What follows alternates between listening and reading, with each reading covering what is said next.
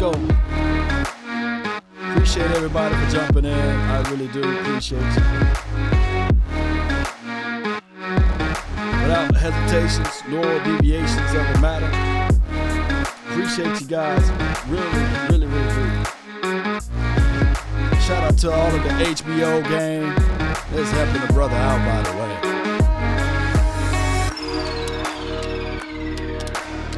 Come on. Speculation for the nation. Jerry Wayne Jones. He calls them out without deviations or the hesitations. Let's go. Yo. Come on.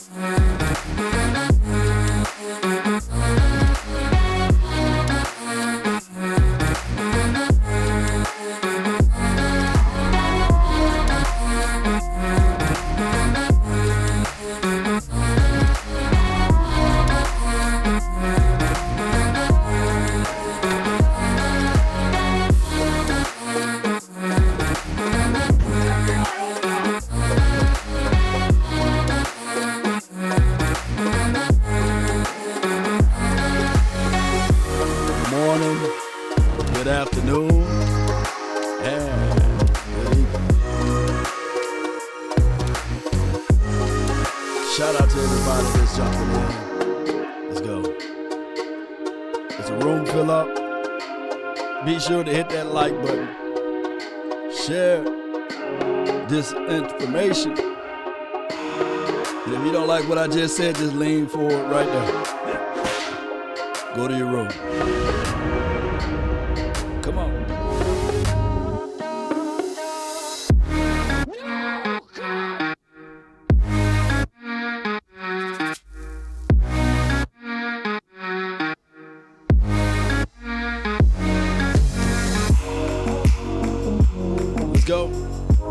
Still building the plane while it's in the air. How beautiful you are. Y'all beautiful people, let's go. Yeah. Party like a cowboy party.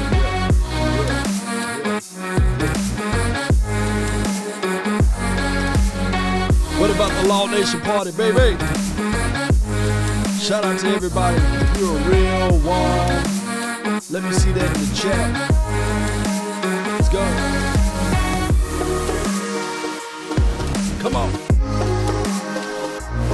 Sharing is caring. Appreciate you, Michael. Small time. What's good with you?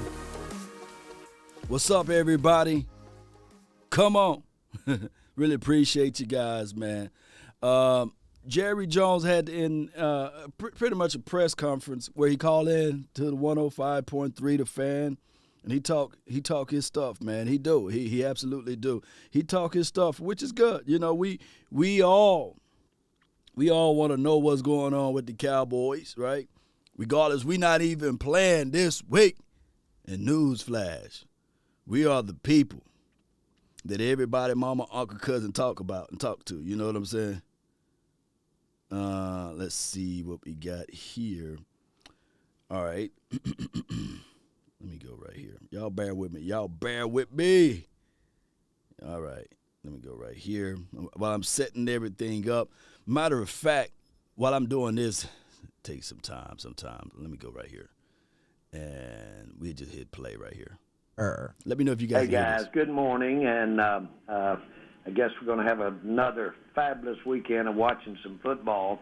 But when you hear that low tone, sounds like an old lonesome train, that's me screaming in my pillow. Now, out here. You wanted to jump on, which we love you being on the Fan. Got to ask just right out the gate, what is on your mind? Well, I wanted to basically speak to Coach McCarthy, Mike. Wanted to speak to the exciting news of Dan Quinn, of course, joining us for some years to come as to joining us as our coordinator. And what I wanted to clear up was this was a competitive situation in my view. Dan Quinn was really being pursued as a potential head coach. And I've had two other occasions in my career where a coach, a coordinator, was offered a head coaching job, and I got them not to accept it. One was with Sean Payton, and he was offered the job at the Raiders when Parcells was the head coach. I asked him to not take it and stay coordinating and see what happens with the future here at the Cowboys. And then I asked Jason Garrett to do the same thing, and he passed on a head coaching job as well to stay here and be a part of the future of the Cowboys.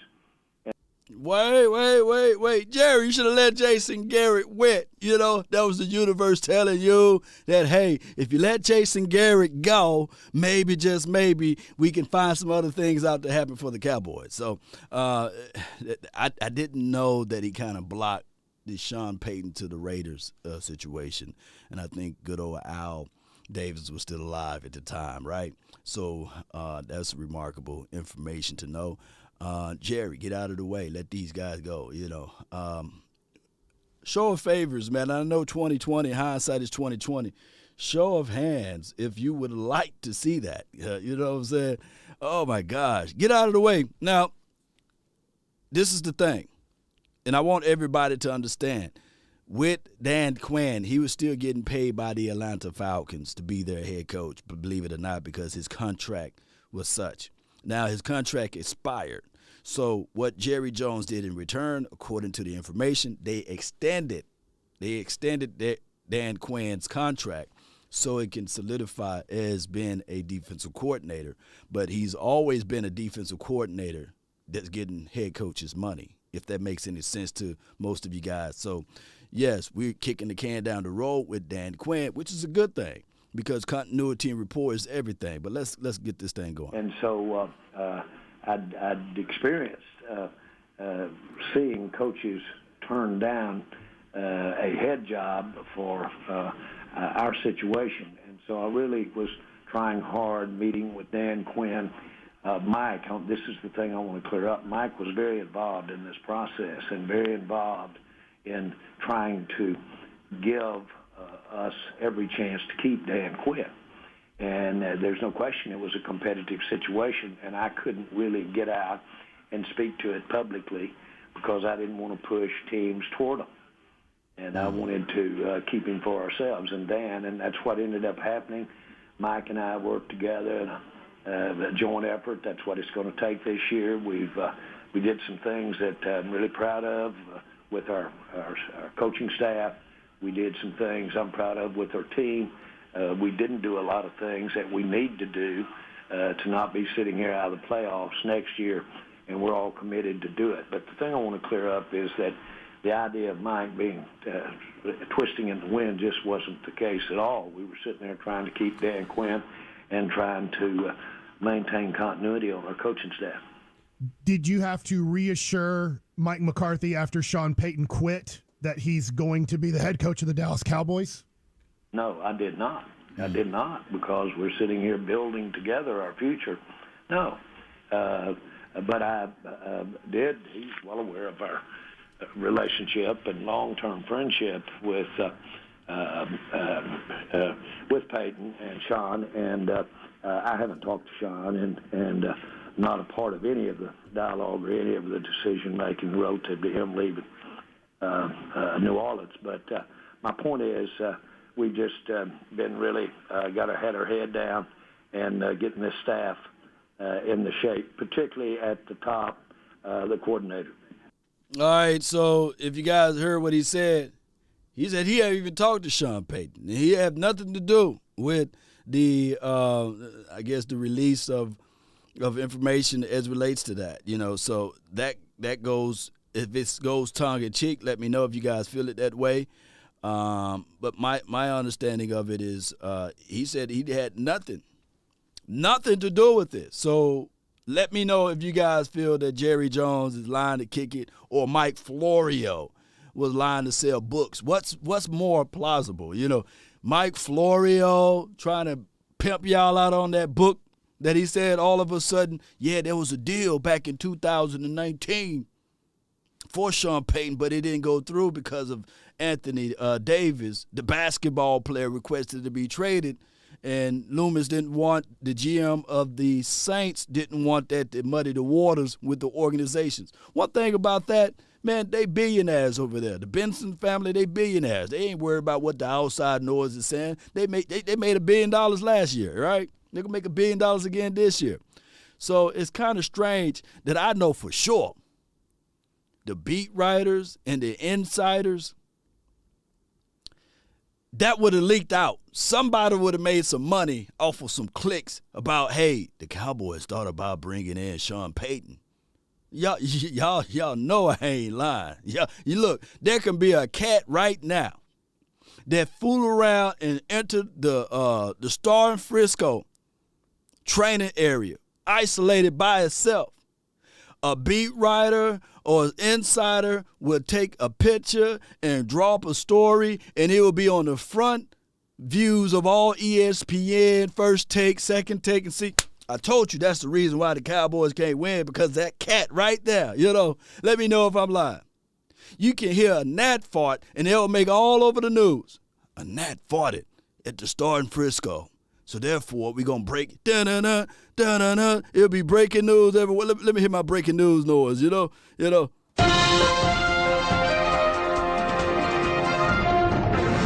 tuning in live. A gnat farted at the Star in Frisco. Hey, stay tuned. There will be more information, especially around the corner. But let me tell you about this gnat.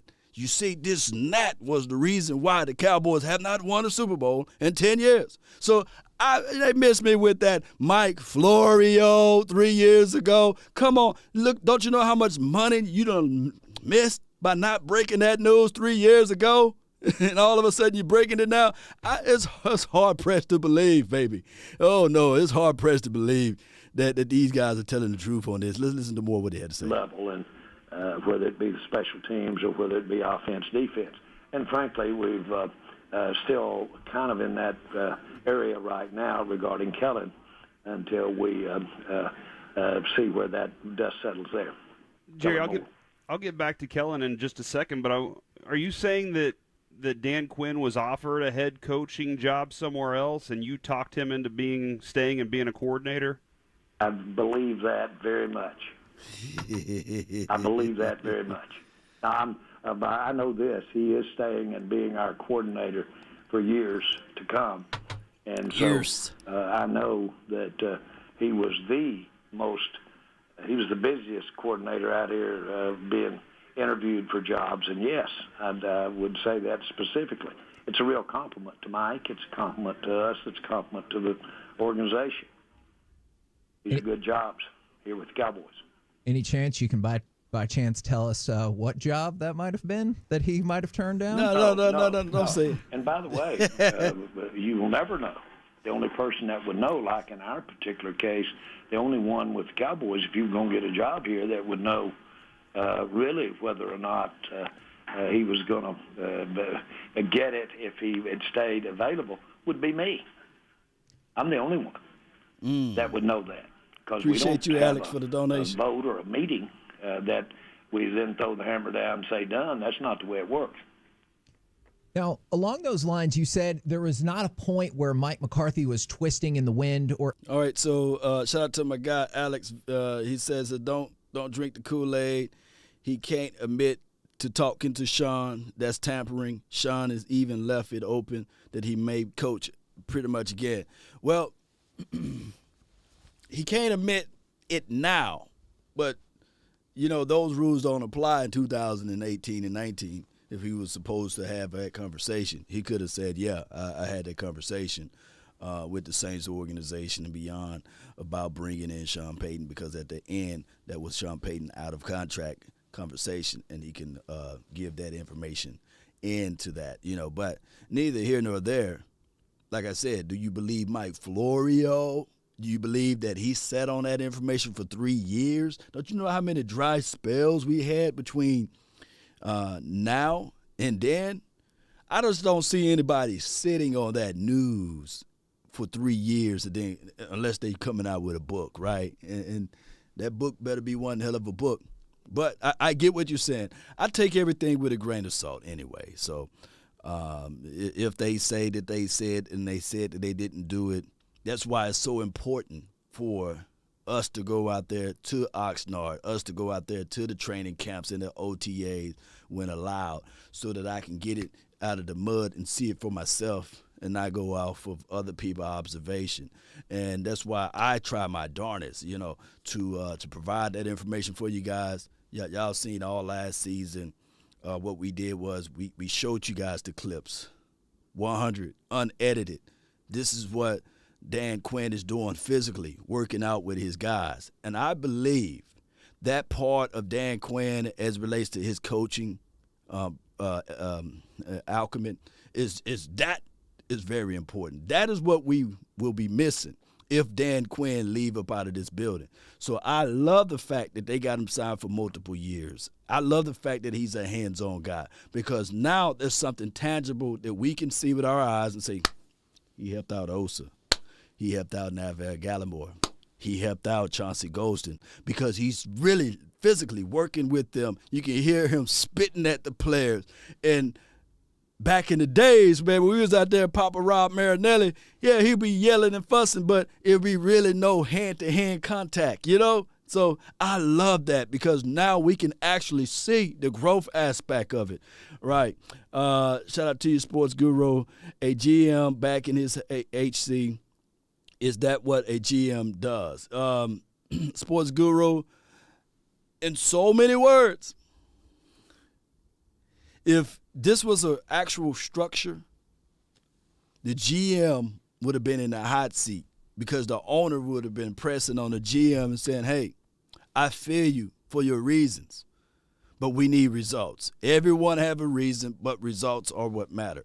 Just like I said, everybody is self-made, but only the successful ones will admit it. Only the people that's successful out there to say, hey, I'm a self-made millionaire, they go out there and say it.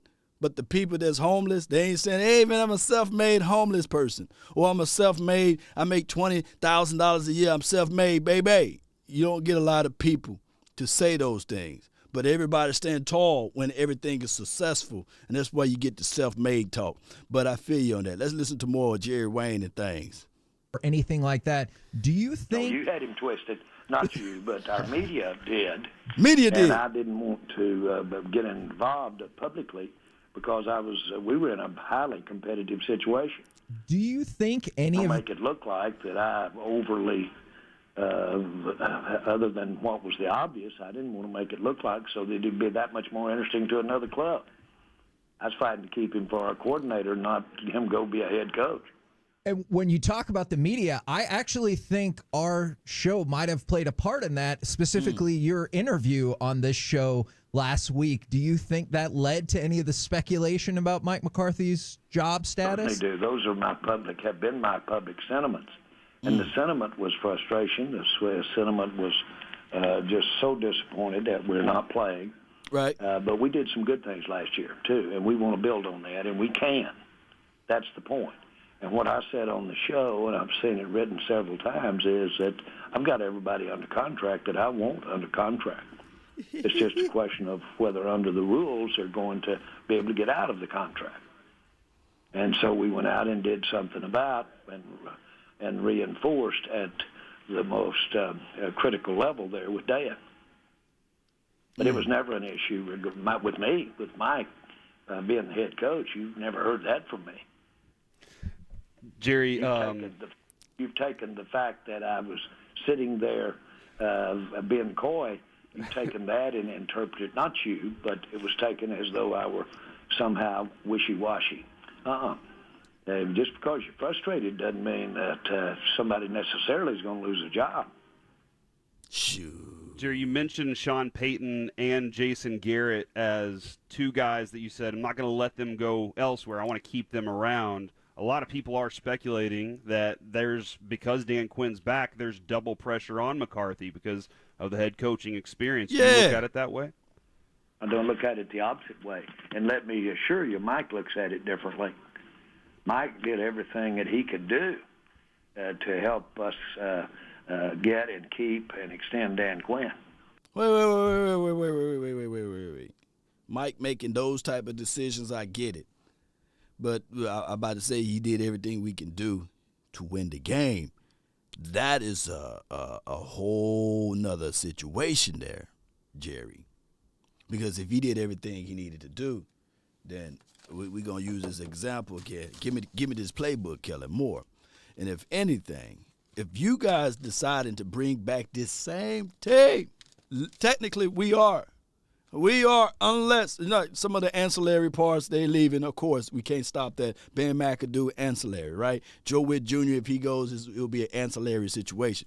But I'm telling you guys right now, the core, Dan Quinn, Mike McCarthy, and Kellen Moore, and I think that nobody pretty much want Johnny Bones. I think Johnny Bones will still be here, right? I don't think that he's leaving anywhere else. Or he had some interviews last season to be a head coach, but, that was just political stuff. But I come here to tell y'all beautiful people, I know we was 12-5, right?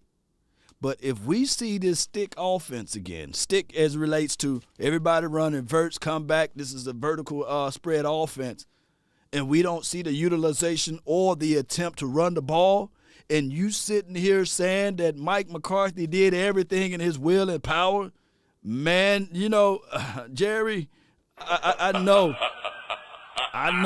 you love this team, supposedly, but it's going to be this. Shame. Shame. Shame. You got to establish an offense with an identity. Let me repeat. You got to establish an offense with an identity. This team must establish an identity. And within his first year, we knew that this team on the defensive side of the ball with Dan Quinn at least got these boys from the rank 28th, 29th, all the way down to the 11th, in some categories, first place as it relates to turnovers, as it relates to third down defense. So we can actually see the fingerprints of Dan Quinn on this team, right? Chris Graham says sweep the NFC East. Yeah, that's part of our identity. But we need to see what's the identity on the offensive side of the coin. We do. But if it's 3rd and 20, I ain't going to talk about it. But, yeah, let's listen to more of this guy had to say. He did everything he could do.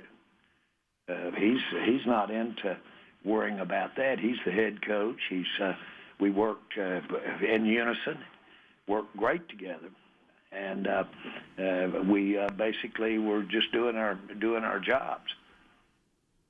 Mike actually said correct, and it was just kind of maybe skipped over, and he basically said, Jerry and I talk job status, I'm fine. He said that. What you didn't hear was an announcement wasn't necessary. Man, we're in a competitive situation for key personnel, key coaches here, that I didn't want to be over here pushing and talking about how good they were, how good they weren't, where we are. All that's read like a fine-tooth comb with your competition. That's other teams trying to get your staff. Jerry, when it comes to Mike McCarthy, and he's an offensive coach, he talked about Kellen Moore and how he did not want to get in his way. I know there's a lot to that, just one sentence there, but do you hope that Mike McCarthy, if the team is struggling offensively next year, can step in and help out Kellen Moore and the offense more? No question that we're going to attempt hard and use everything that Mike has got in his background experience to help us on every part of this football team. And obviously, we didn't get past the first round, and we need to address a lot of areas, and we will. But there are a lot of areas we did some good things in, and we can do some work in those areas too. But Mike's a football coach, and he's got really one of the greatest career records you can look at. And working with him is great, and he's intense. And we've got a big job. And so, to answer your question, heck yeah, he'll be involved in the minutia, or he'll be involved in every way we can to improve any part of our team. And I say that deliberately because he is the head coach, and that's what he do. All right, so my guy Jerry, he's putting lipstick on a pig again. Your record, just by itself, doesn't give you Super Bowls, right? It literally don't. You know, I've seen multiple people hit me up left and right and talk bad about the quarterback for the Dallas Cowboys because they overlooked the record. They say, well, record is cool and all, but we don't care. That's what a third of people to say because Dak Prescott is like 55 and like 32 or 33, something like that, or 52 and 33 or something like that. That's how many games he lost. But on the upper end of it, he won more than he lost.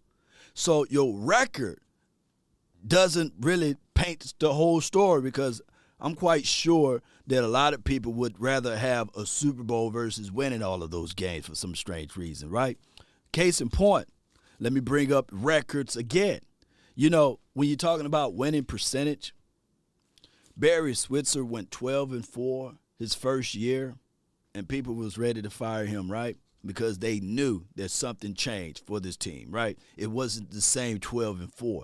His second year, he said, let me raise you. He went 12-4. People were still saying, hey, after winning the Super Bowl, can we get rid of Barry Switzer? Because everybody on that team was like, let's get rid of him, right? Let's get rid of him.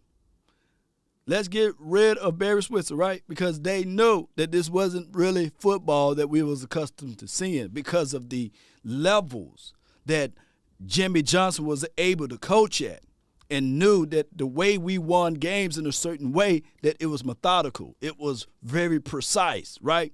So back-to-back years, 12-4, 12-4, people was ready to get rid of him. On his third year, if my memory served me correct, he went 10-6. It was the end of the world. Total chaos. I can't believe it. We lost 6 games. 6 games. And it felt like we lost to the world. Made it to the playoff, won a playoff game, and still lost the next one. His final year, that people said, I can't take this no more. Barry Switzer went 6-10. From the most of the people that's out here, people will say that, hey, Barry Switzer was the worst coach that we ever had, right? He was worse than Dave Campo to some people, right? Charlie, what's the other guy? Shane Gailey. He was worse than Shane Gailey and everybody else. But the man, if you look at his record, winning percentage is higher. It's higher than Mike McCarthy's. It's higher than Sean Payton's. It's higher than his winning percentage is higher than, I believe, even Jason Garrett. His winning percentage, I hate to say this, is higher than Jimmy Johnson. But we know that winning percentage doesn't tell the whole story. Alex says, talk to anyone who has around Mike McCarthy in Green Bay, and they all say the same. He is lazy. Yeah. Old folks say this, Alex, and I appreciate you for your donation. Old folks say this, and they right. Not everybody's lying, right? There's truth in there. So, yeah. Appreciate you, Chuck. Thank you for the donation to help elevate the nation. Appreciate all of the real ones in the chat. Appreciate you. Talk with Jerry Jones right here on 105.3 The Fan. I love that phrasing right there. I know you said earlier you're waiting to find out about Kellen Moore. I know he's got a second interview with the Dolphins and everything like that. Do you get a sense along the process? Do other teams reach out to you and tell you what direction they might be going? Do you believe Kellen Moore will be back with this team next year? Do you believe? Okay, you asked about 3 questions. I did. And that's all right. That's all right. I get a sense they do not reach out, and I believe he'll be back next year. Is that what you want? Yes. Are you not entertained? Are you not entertained? Jerry made the call down there in Miami, and he said, look, man, y'all better not hire my boy Wanda. You better not hire my guy. Because it's still up to grabs, right? And they brought him in for a second interview. And if you think about Miami, you know, they got Waddle. They got a young quarterback. I think the running back is okay, too. Miami can do some things, and then they playing in a division where yes, you're gonna have to get it out real hard because the Bills looking like they're a promised team over there, and you already know what Bill Belichick is doing. Bill Belichick will look over there across the field and see Kellen Moore, and he will win before the kickoff because he would just look at him, stare at him. And Kellen Moore would probably be like, oh, my gosh. But that would be an unbelievable opportunity if the Miami Dolphins said, you know what, Kellen Moore, we really like you, and we're going to give you an opportunity. And for Kellen Moore to turn that down to be the offensive coordinator for the Dallas Cowboys, it will be insane. It will flat out be insane. So our biggest hope, if you want to get rid of this, this particular, offensive coordinator, you better pray that the Dolphins can look at Kellen Moore and say, hey, we see something in you. We got a young team on the offensive side of the coin, and we would love to have you mixing up plays over there, Sam says Kellen Moore did put up 36 on the Bills, Did he? Did he put up 36? Okay. Let's see. And it could be his offense. He can probably – look, here's my thing. Shout out to you, Kenneth. Here's my God-honest truth about Kellen Moore. Last season was his third year ever. And since he's been the coordinator for the Cowboys, regardless of whether or not you can just say, okay, it's talent on the offensive side, and we just underachieve. His first year, number 1 in offense, number 2 or 3, something like that. His first year calling the plays. His second year, he was ranked 10th overall in offense, and that's due to the pandemic, right? You had Andy Dalton and Ben DiNucci, as your quarterback. And he was ranked number 10, number 9, respectfully, in offense.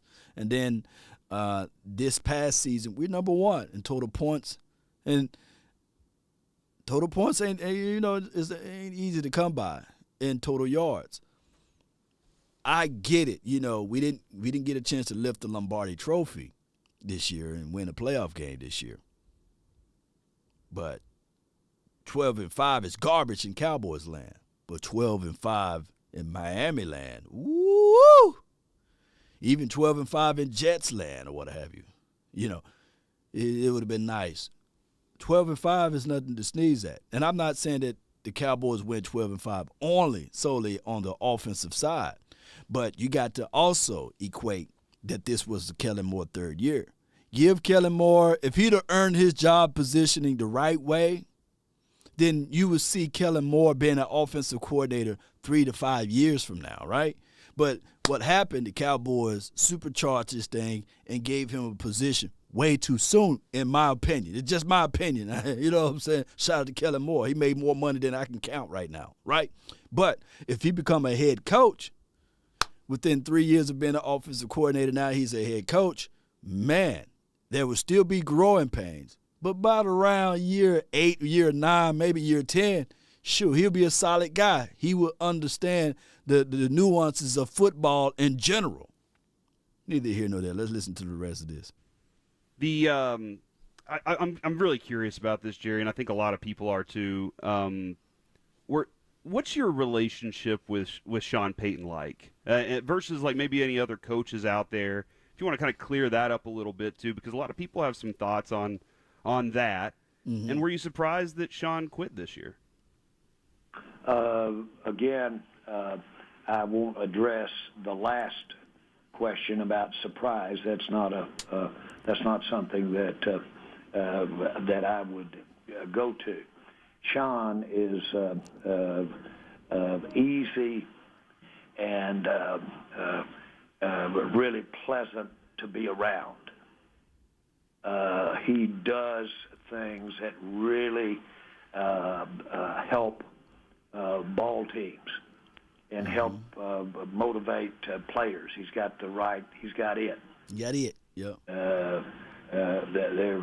There's a great story about when New Orleans beat us. There's a rule against having alcohol on a team plane.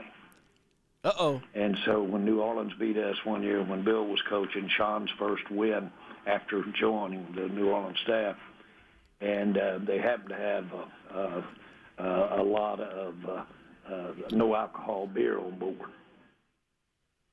And I'm winking. Don't dry snitch. Well, the trip from here to New Orleans is probably, 35, 40 minutes. Well, he said after that win, we'll just stay in the air until we've consumed our beer. So they flew up around Denver to go home to New Orleans, straight in there from here to New Orleans so that they could celebrate. That kind of natural, instinctive, I call leadership or spontaneous or type approach to life as approach to his team, as approach to his associates, is a real asset to him. And he makes it the drudgery of the game, which is physical. And boy, you need some lightness from time to time in there to handle the rigors of a football team, a season, or sometimes even a game. He knows how to punch those buttons. Man, that's dope right there. Going out getting the cold one, and you got the money to not just fly to New Orleans. You just say, man, tuck that thing around Colorado and come on back. That give us enough time to sip down this libation, And when he say that, anybody been on a plane, it don't take you an hour or so to drink down a beer, So I know that Jerry leaving out a lot, I know he leaving out a lot. And, man, if the good Lord can spare me some time, man, on this planet as well with Jerry, I would love to grab a cold one with Jerry. Man, all bull sugar aside, man, if I can just grab I know I had a shot of Johnny Walker. I immediately grew some more facial hair, and some chest hair, But if I can never get my hands on some Johnny Walker Blue with Jerry Wayne Jones, I'll probably tell him all of the secrets, right? And Jerry, I probably can get Jerry to tell me all of the secrets too, all of the Bohemian Grove and the skull and all of that stuff, the Illuminati secrets, the handshake, the Masonic oar. You know what I'm saying? Give me all of it, Jerry. But neither here nor there. That's a remarkable story, and I think Sean is probably part of that clove, right? That club. So shout out to Jerry for that beautiful story. With all bull sugar aside, in the chat, if you would like to grab a drink with Jerry, what would be the conversation? If you get him you can't start off with asking the hardball questions. You get him by 3 or 4 shots in, and then you say, hey, man, what really happened with Jimmy? There'll probably be some of y'all questionings there, like man, Why don't Jerry Jr. ever be in the press box and giving conversations of the game? If you go away, that type of drinking, what Charlotte would do. Is Charlotte gonna run his organization, or are you gonna give it to John Steven, Jones? That type of conversation. Jerry, with him being out there, the world looks at that and goes, hey, that's a guy that Jerry does love. I don't want to necessarily talk about that, but how important then does this change what the Cowboys, what this coaching staff needs to do this season as far as do they need to win a certain amount of games? Hey, Gina said all you need is 1 hour, Gina. Gina said all that you need is 1 hour. See, Gina, I'm scared of you. You probably drink your husband under the table too, and I know you said he's a Navy guy, right? So yeah, that's crazy. I see those ladies that know how to hold their drink and drink. Ooh, it's just crazy. They would drink you under the table. You'll wake up in China, like how I get in China, Oh my gosh, yeah. Yeah. They got to get to a certain place. Does that change kind of knowing that there's a guy out there, and then this coaching staff has a job they got to accomplish? Is there more pressure? Not at all. Not at all. And the rationale, I mean, I think a lot of Sean. But there's going to be somebody other than Sean win the Super Bowl this year. And if he doesn't coach, it'll be somebody other than Sean win the Super Bowl next year. Mm. My point is you win Super Bowls and people win Super Bowls. There's no one person indispensable as far as winning the Super Bowl is concerned. Talk with Jerry Jones right here on 105.3 The Fan. You talk about how obviously, unfortunately, the Cowboys didn't get to where we all hoped they would be.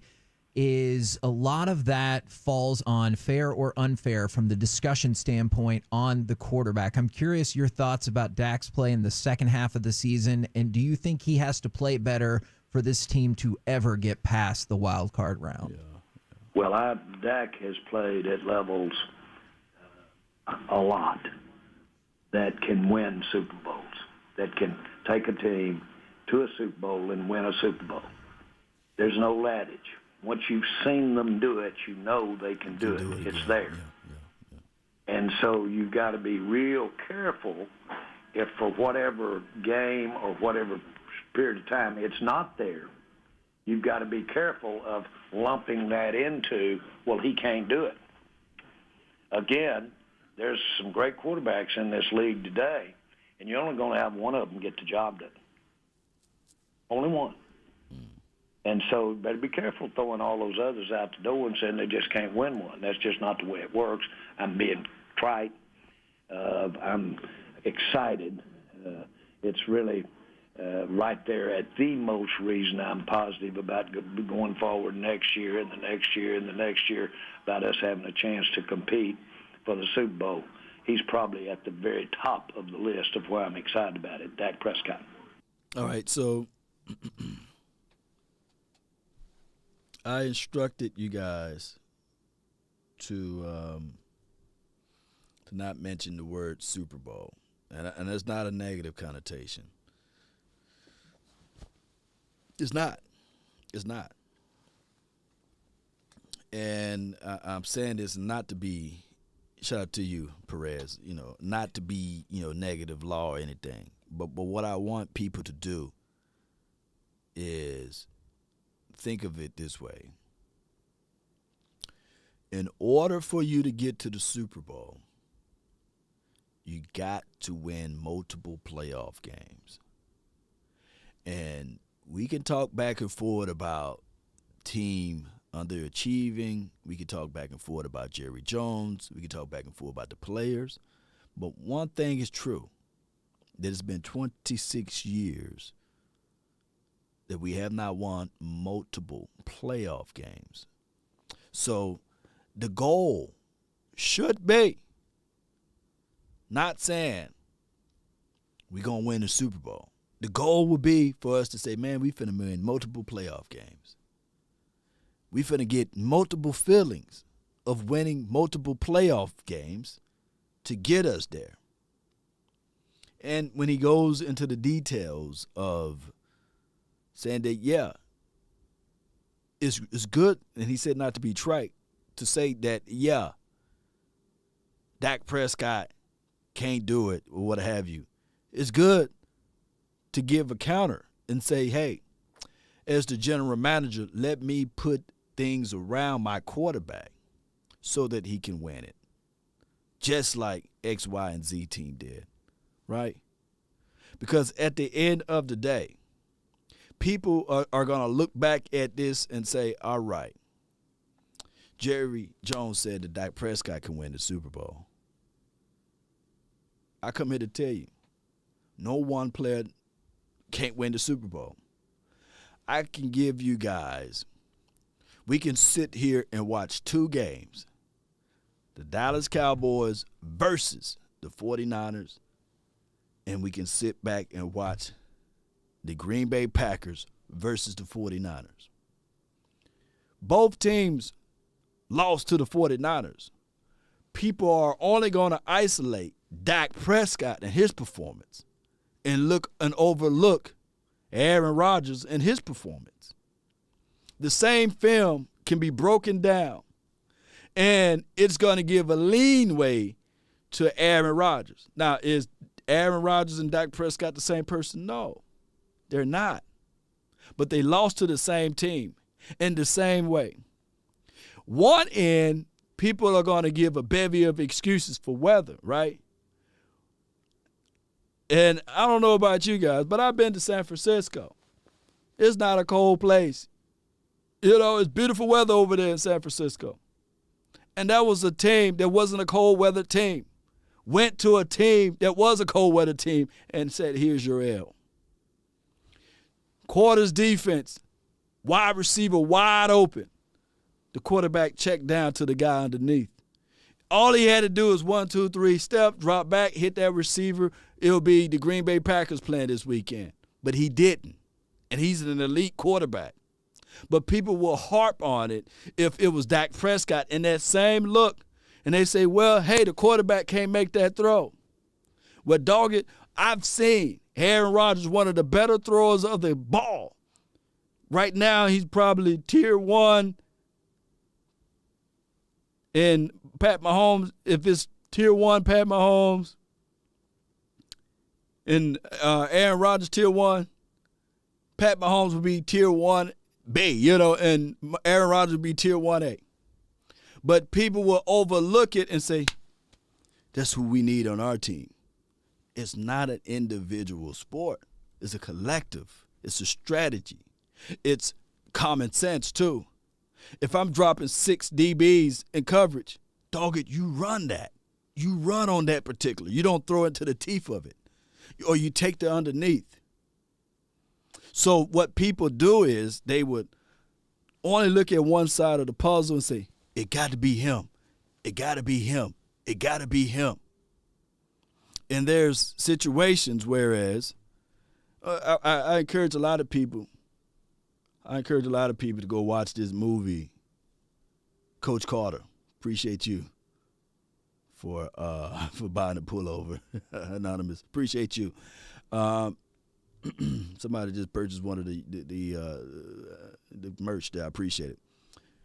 I encourage everybody to go watch this movie, Coach Carter. Coach Carter. They had my guy Samuel L. Jackson in the movie. And what he was able to do from a coaching philosophy is to elevate the players. Same group of guys from the previous year. But he came into that scene with assertiveness. He was assertive. He had rules and regulations.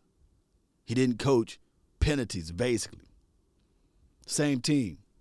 One year they looked at their team like the bottom of their feet. The next year, the team won the championship. What changed? The philosophy of the coaching holding people accountable. Hey, that's a star player. No, you're gonna hit the bench. Who do you fear? What do you fear? Why are you here? We don't have that type of conversation that's going on in Dallas land. There's no way that Mike McCarthy see the fire that's going on in the kitchen and refuses to go over there and take it out and put it out. But he sit with his arm folded and say, Kellen Moore got to figure it out himself. Team, everyone. Together, everyone achieves more.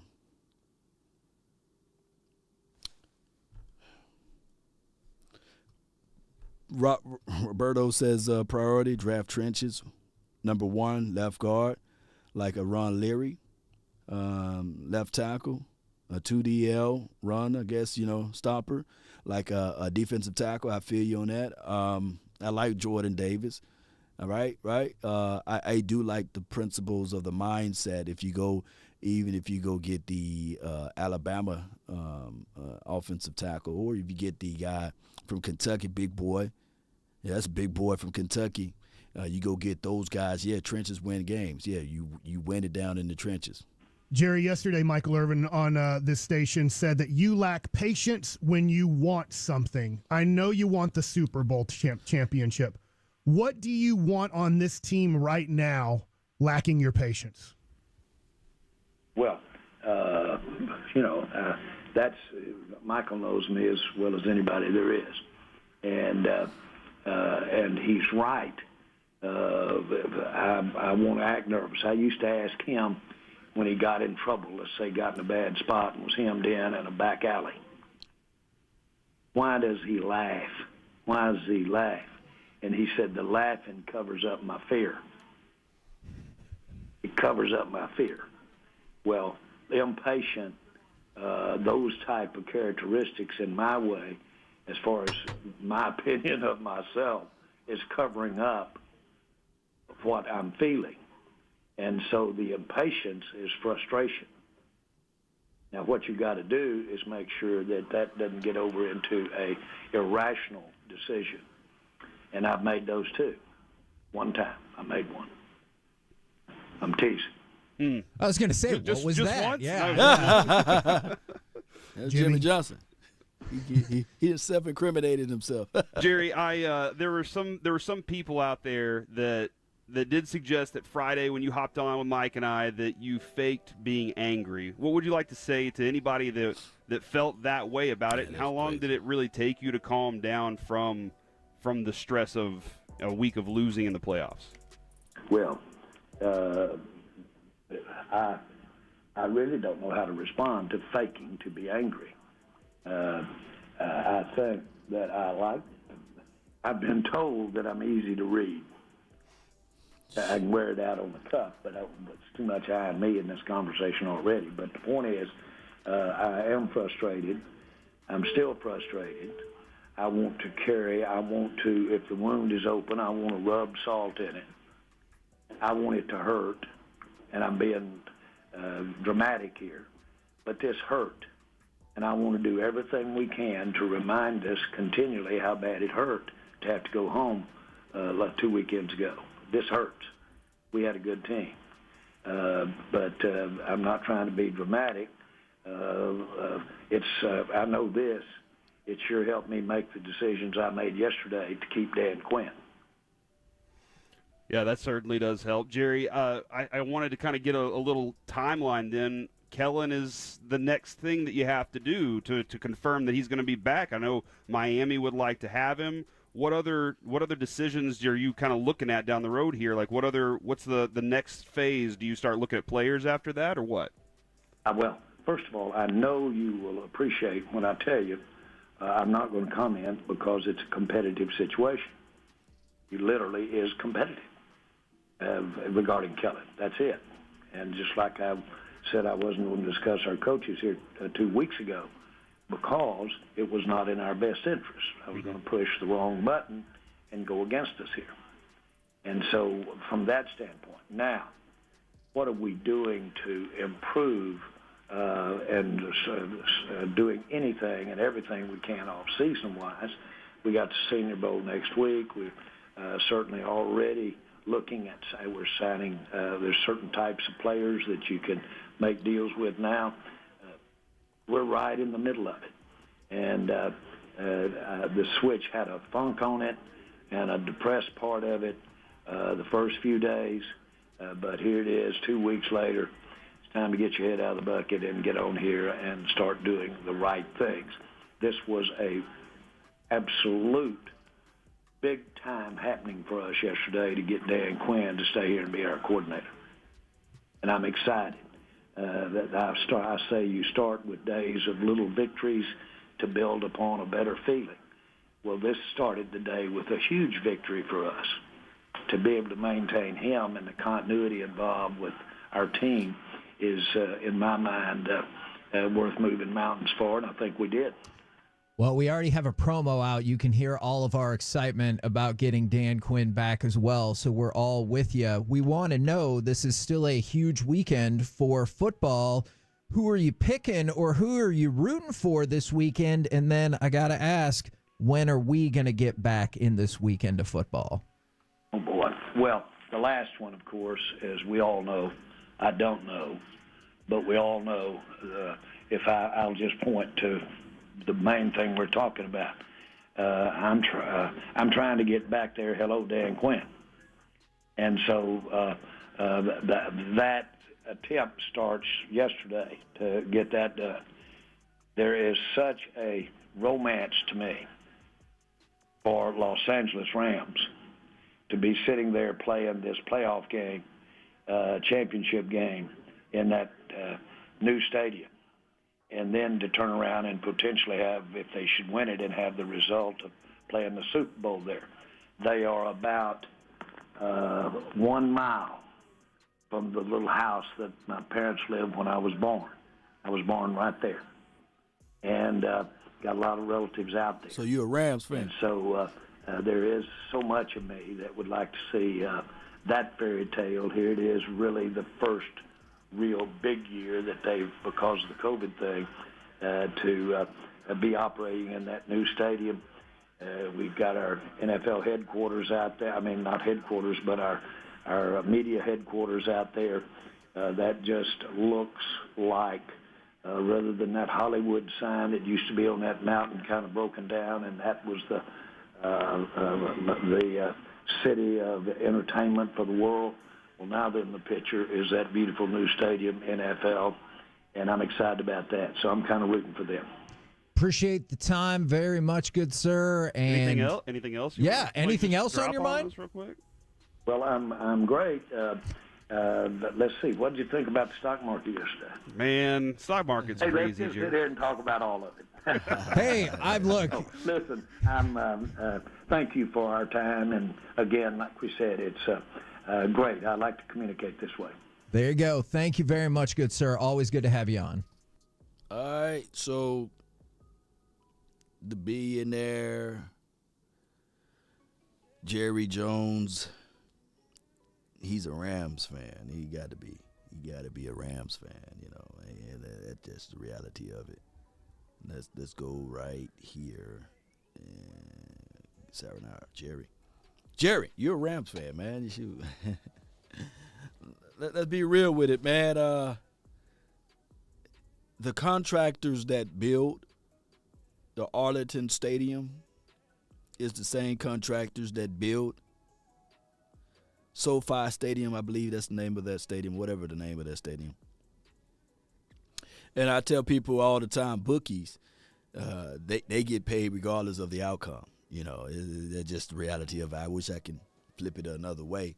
But if you go around in L.A., you see multiple properties owned by the Jones family. And he's a Cali boy, right? So I seen somebody put that in the Cali boy. And when it was time to land the contract, I think it was like 10 years of contract, you know, they own a lot of property in Oxnard. It's a laid-back city, right? And it was up between Oxnard and San Diego. So, see, people from the South and people from Texas, they think different, man, you know. But Jerry is a Cali guy. And it is what it is, man. He was born in L.A., you know, okay. Yeah, Jay Lombardi, appreciate you. So, I mean, we can look at it and say, hey, you know, Matt Stafford, he's a Texas guy. So, I don't know, man. Outside of, like I said last night, I don't want the 49ers to win the Super Bowl. I can't live with that, you know. I like the fact that we still just have 5 between the both of us, right?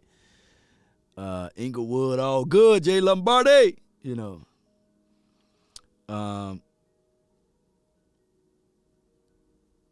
Jonah here said, nah, Law, he's a money fan. You know, hey, shoot. I can't argue with that, you know. Even the good book says it says the love of money is the root of all evil, right? The root of all evil. But also the good book says money answereth all things. It didn't say some things. That good book said money answereth all things. So when you got money, you know, you can do a lot of things, you know. He claims Arkansas too. Yeah, I feel you, man. You know, Arkansas did a wonderful situation for that whole program over there. Money make you dance. You know, I feel y'all. My collective thoughts of all of this from this presser or from this conversation on the phone, just a casual conversation, is we better pray and hope that Kellen Moore goes into his 4th season understanding a counter, Kellen Moore goes into this fourth season understanding run the ball and understand the strength of his quarterback and the strength of his team. That's what we hope. Because if not, we will see the same situation. The collector of plays. One play don't match the other. I was listening to some of my guy Skywalker's show earlier this morning, and he was saying that basically, shout out to Skywalker, A to Z Sports Dallas. Y'all be sure to check him out in the morning time. He was pretty much saying that, Kellen Moore calls plays like Madden. Like when you play John Madden, it's really no rhyme or reason. Third play, the doggone drive. Let me flex Conor McGovern out. I said Conor McGregor. Conor McGovern. Just flex him out wide, So it's crazy, man. It's no rhyme or reason. It's no structure. And I think a caller was calling in, and he was talking about Kellen Moore. The caller said Kellen Moore and Dak Prescott need to be on the same page. And Sky, he was like, no, that's the problem. Pretty much bullsugar, They are on the same page. And that's a problem. Joe says 14 seconds. Here's the thing with 14 seconds. We didn't have any timeouts. So it's low IQ moment when people say one team was able to run 3 plays in 10 seconds or 14 seconds. They had timeouts. It's a different situation.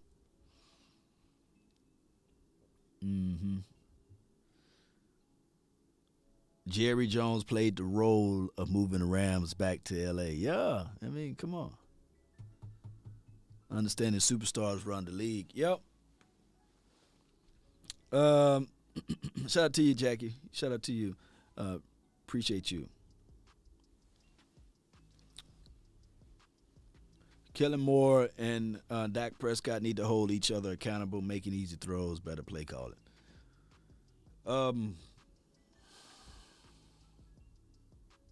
There's a reason why people say that new broom can sweep the floor good, but that old broom can get the corners. There's a reason why people say that. That's life too. Experience count. And if Mike McCarthy is the experienced guy, he should reach over to Kellen Moore and say, hey, these are the things that you got to do in order to get this team afloat. Right?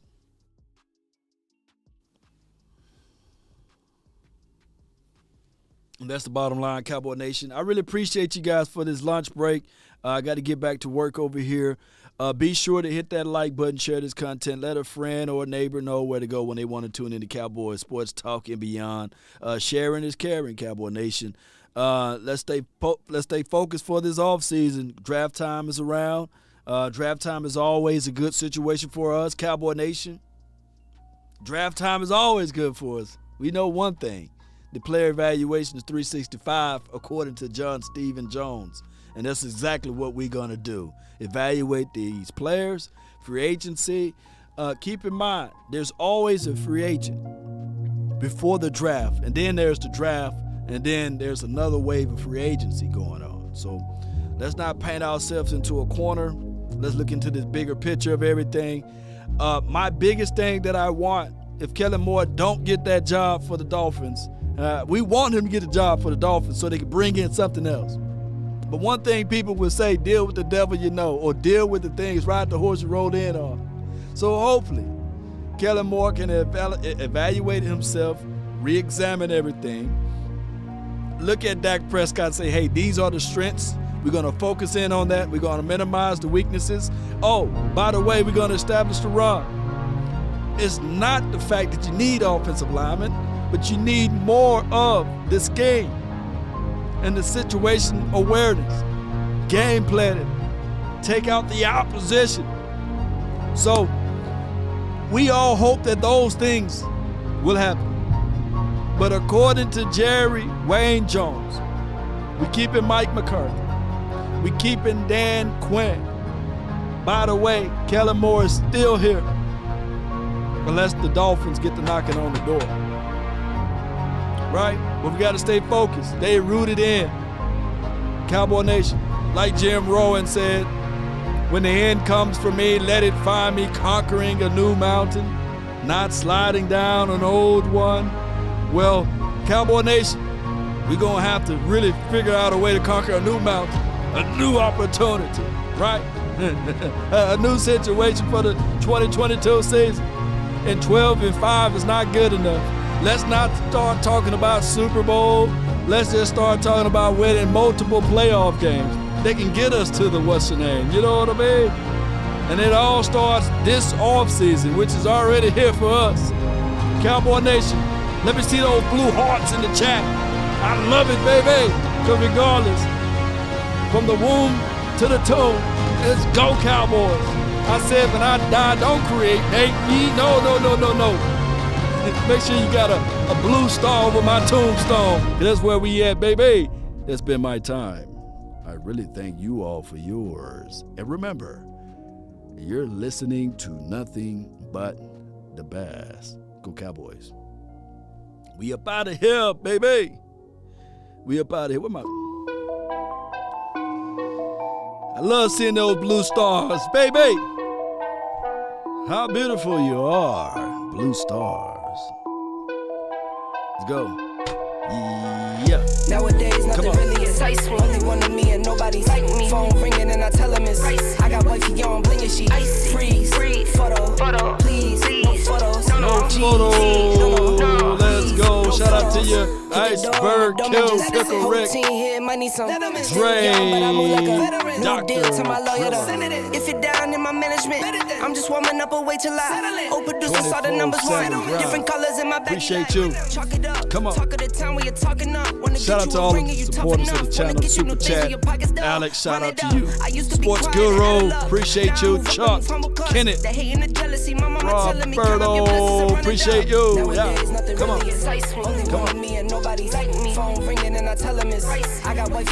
Shout out to Cowboys Experience. Let's go.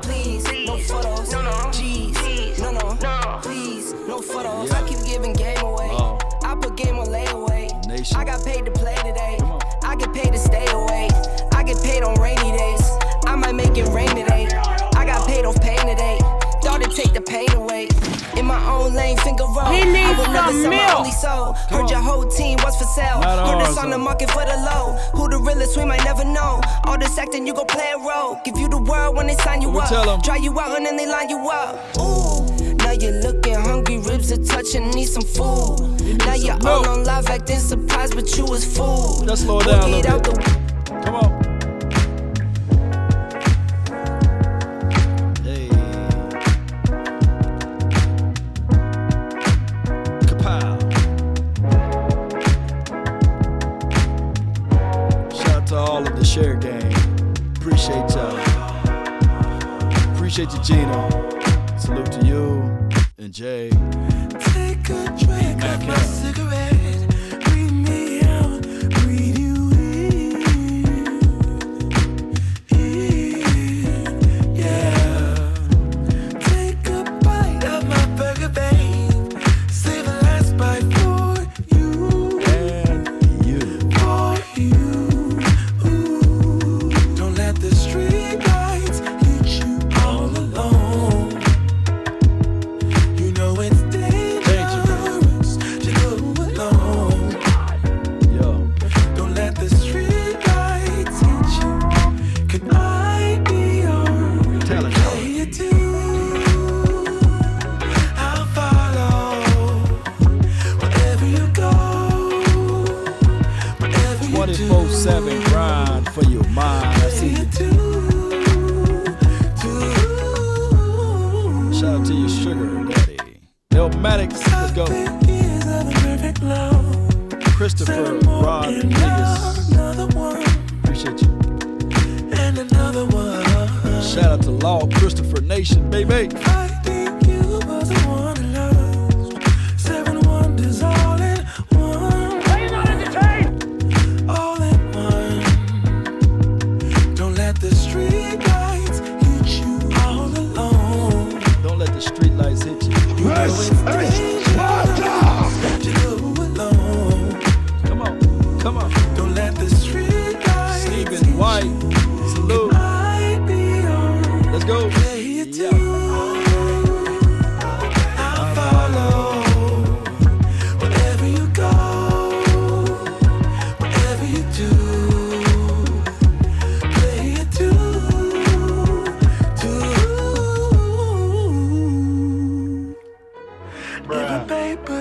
can fly, then forever doesn't feel that far.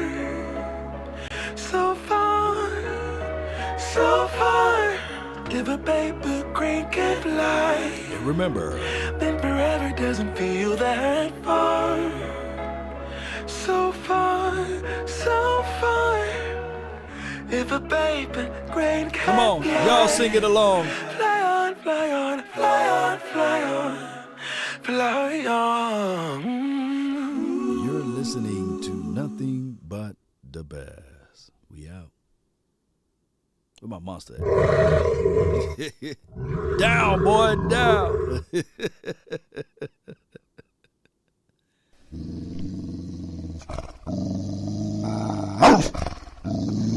Get back, get back.